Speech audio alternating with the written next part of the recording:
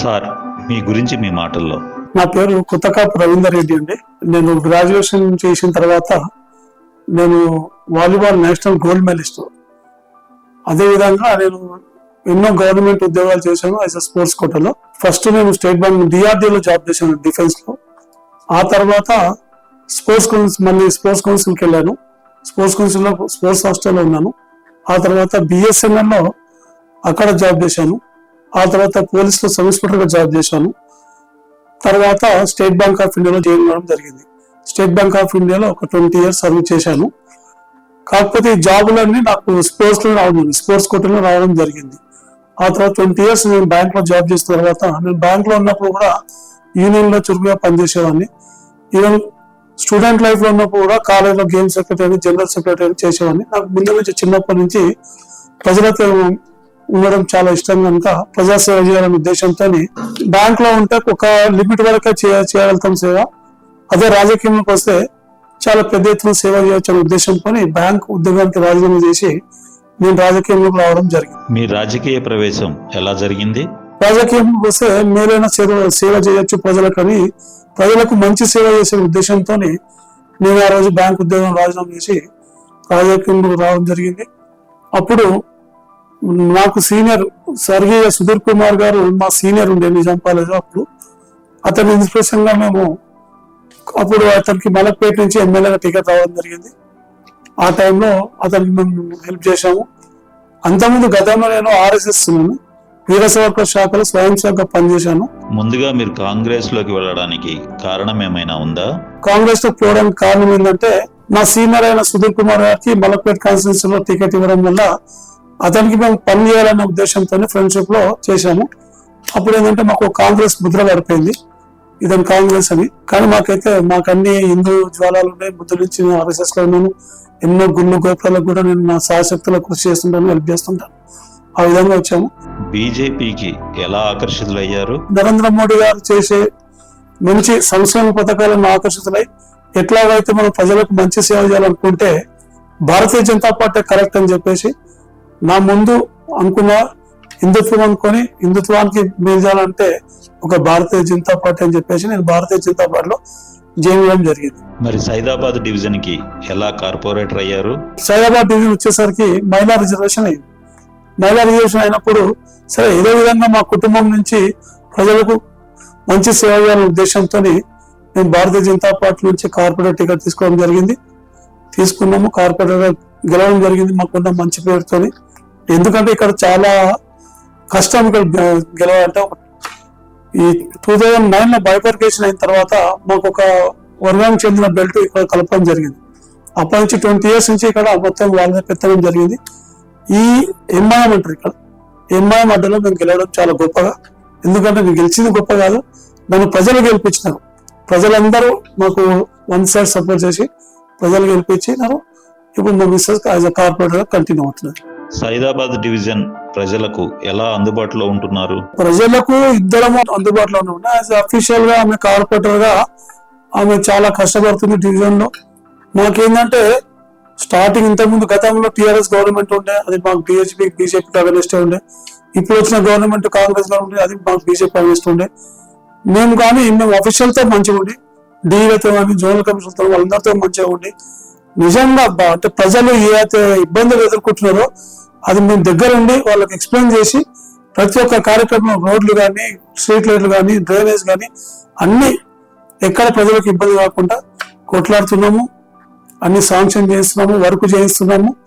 As a corporator గా ఆమె చేస్తుంది. యాజ్ నేను స్టేట్ ఎగ్జిక్యూటివ్ బీజేపీగా నేను కూడా ప్రజలకు అందుబాటులో ఉండి, ప్రజలకు ఏదైనా ఇబ్బందులు ఉంటే రౌండ్ ద క్లాక్ మేము ప్రజలతోనే ఉంటున్నాము. ప్రజలు ఏ ఇబ్బందులు ఉన్నా మేము వాళ్ళకు సహకరిస్తున్నాము.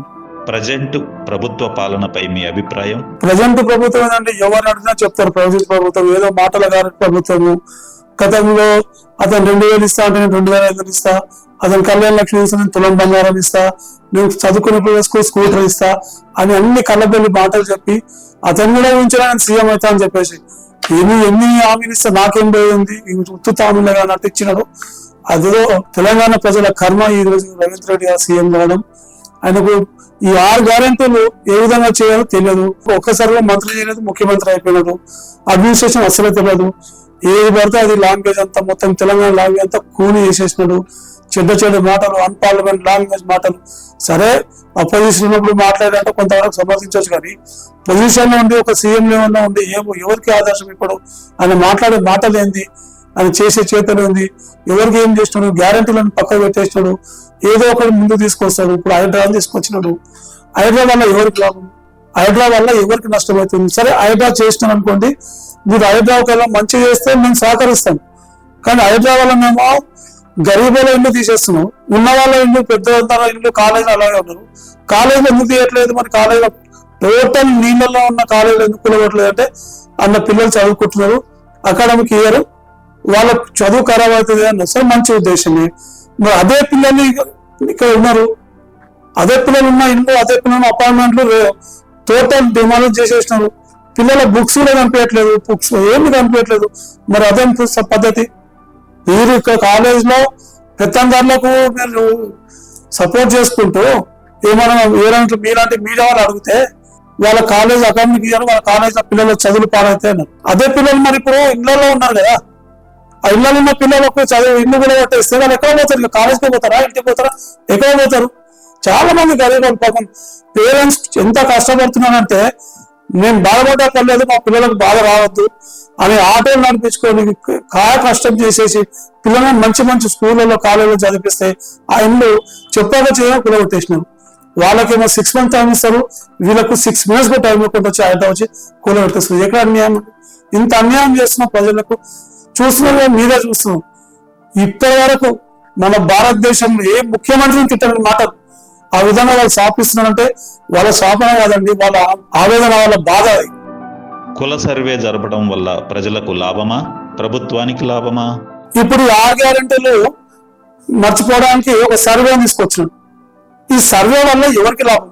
జనాలకు లాభమా లేకపోతే గవర్నమెంట్ లాభమా? సార్ చెప్పండి. జనాలకు లాభమైనా మేము సహకరిస్తాము, కొన్ని గవర్నమెంట్ లాభమైనా మేము సహకరిస్తాము. ఎవరికి లాభం లేదు. ఇంట్లో ఫ్యాన్లు ఉన్నాయా, టీవీలు ఉన్నాయా, ఫ్రిడ్జ్లు ఉన్నాయా? ఇది టైం పాస్ చేస్తున్నాడు. ఇంకా సర్వేలో ఏమని అనవసరంలో ప్రజా డబ్బులు నాశనం చేస్తున్నాడు రేవంత్ రెడ్డి అని ముఖ్యమంత్రి గారు. ఈ సర్వే ఎందుకు చేస్తుందో చెప్పాలి. గతంలో ఈయన ఏమన్నాడు, టీఆర్ఎస్ గవర్నమెంట్ సమగ్ర సర్వే చేసినప్పుడు మెడకాయ తలకాయలేనాడు, ఈ సర్వే వల్ల ఏం లాభం ఉంది, ప్రత్యేకంగా వచ్చి మనుషులు ఇళ్లలోకి వచ్చేస్తారు, పిచ్చోళ్ళు దమాకులు, లాంగ్వేజ్ అందరు తెలుస్తారు కదా, దేశం మొత్తం తెలుసు లాంగ్వేజ్. ఆ లాంగ్వేజ్ లో తిట్టిపడేసినాడు.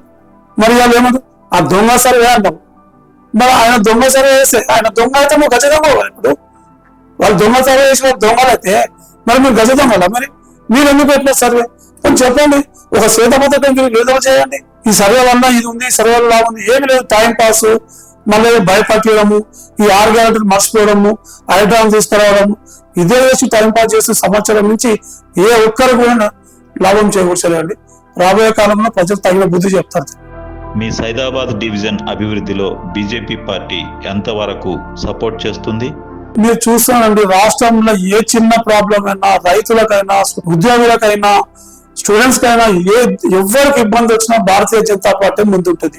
అది మేము చెప్పాల్సిన కాదు. భారతీయ జనతా పార్టీ సిద్ధాంతాలకు కట్టుబడిన పార్టీ. భారతీయ ఎక్కడ ఇప్పుడు గతంలో టీఆర్ఎస్ గవర్నమెంట్ ఉండే, ఏమన్నా పనిచేసింది? అప్పుడు టీఆర్ఎస్ గవర్నమెంట్ ఉన్నప్పుడు ఈ కాంగ్రెస్ నాయకులు ఎక్కడైనా పనిచేస్తారా? గవర్నమెంట్ అరెస్ట్ మాట్లాడరా? మంచి మాట్లాడరా, చెడు మాట్లాడరా? ఏది మాట్లాడదు. తర్వాత కాంగ్రెస్ గవర్నమెంట్ వచ్చింది, ఇప్పుడు టీఆర్ఎస్ మాట్లాడుతున్నా. కేవలం రాజకీయం చేస్తూ తప్ప ప్రజల గురించి ఎవరు పట్టించుకోరు. కేవలం భారతీయ జనతా పార్టీ ప్రజల తరఫున ఉంటుంది, ప్రజల గురించి పోరాడుతుంది. ప్రజలకు న్యాయం ఏ విధంగా ఎక్కడ ఏ ధర్నా చౌక్ అయినా కానీ, ఎక్కడైనా కానీ, ఏ గుడ్లైనా, గోపురాలైనా, మంచికైనా, దేనికైనా, చెడుకైనా ఒక భారతీయ జనతా పార్టీ నిరంతరం కష్టపడుతుంది, నిరంతరం పోరాడుతుంది ప్రజల గురించి. బీజేపీ పార్టీ గురించి మీ మాటల్లో ఏం చెప్తారు? ఇప్పుడు భారతీయ జనతా పార్టీ అనేసరికి మతతత్వ పార్టీ అని చెప్పేసి రాజకీయం చేస్తున్నారండి. ఇది మతతత్వ పార్టీ కాదండి, అందరికీ కలుపుకుపోయే పార్టీ, దేశాన్ని కాపాడే పార్టీ. ఇన్ని గొడవలు అవుతున్నాయి. మమ్మల్ని అడుగుతారు కొంతమంది, అన్న ఇన్ని గొడవలు అవుతున్నాయి, ఈ విధంగా చేస్తున్నారు, ఆ విధంగా చేస్తున్నారు, గవర్నమెంట్ ఏం చేస్తున్నారు, మీరు ఏం చేస్తున్నారంటే ఒక సామెత ఉంది కదా, దున్నపోతుకు గడ్డి పెట్టి ఆవు పాలింత అంటే ఏ విధంగా అవుతుంది? మీరు ఎలక్షన్స్ వచ్చినప్పుడు మిమ్మల్ని కత్తులు పట్టుకొని రావట్లేదు, మిమ్మల్ని కొట్లాడమంటుంది, మీ ఉద్యోగాలు రాజీనామా చేయటం అంటుంది. భారతీయ జనతా పార్టీ ఒకటే చెప్తుంది, మీరు భారతదేశాన్ని కాపాడే పార్టీకి మీరు ఓటేయండి. ఏ పార్టీ అనేది మీరు ఆలోచించండి.